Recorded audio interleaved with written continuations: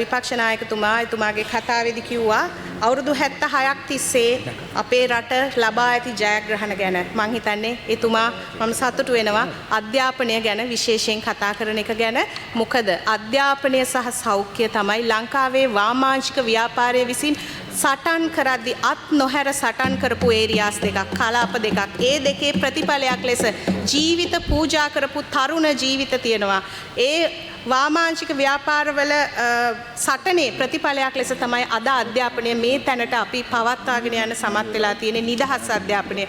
නිදහස් අධ්‍යාපනය විකුණන්න හදපු හැම නව ලිබරල් ප්‍රතිසංස්කරණයකටම විරුද්ධ වෙමින් නිදහස් අධ්‍යාපනයේ ස්වාධීනත්වය වෙනුවෙන් සටන් කරපු ඉතිහාසයක් අපිට තිබුණා. ඉතින් මම ස්තුතිවන්ත වෙනවා ඒ ඉතිහාසය ගැන එතුමා අවධාරණය කිරීම ගැන. මොකද අපි දන්නවා අද වෙනකොට විශ්වවිද්‍යාලවල සිසුන් බඳවා ගන්නවා පුළුවන් තරම් ලාභ උපයන්න සිසුන් වැඩිපුර විශේෂයෙන් පශ්චාත් උපාධි වලට සිසුන් බඳවා ගන්න දැඩි පීඩනයක් ආචාර්ය මණ්ඩල වෙත පැටවෙනවා. ඒ විශ්වවිද්‍යාලය පරිපාලනය විසින්ම මේ පීඩනය නිසා විශ්වවිද්‍යාලයේ උගන්වන විශේෂයෙන් පශ්චාත් උපාධි පාඨමාලාවල 200ක් 300ක් 400ක් ළමයි ඉන්නවා. හැබැයි පහසුකම් නැහැ.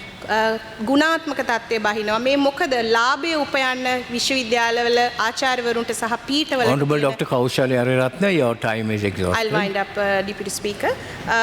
ලාභය උපයන්න තියෙන බරපතල පීඩනය නිසා. ඉතින් ඒක එකක්. අන්තිම වශයෙන් මම කියන්න කැමති අපේ ප්‍රතිපත්තිය ඉස්කෝල 10000ට කෝටිපතියෝ 10000ක් හොයන එක නෙමෙයි.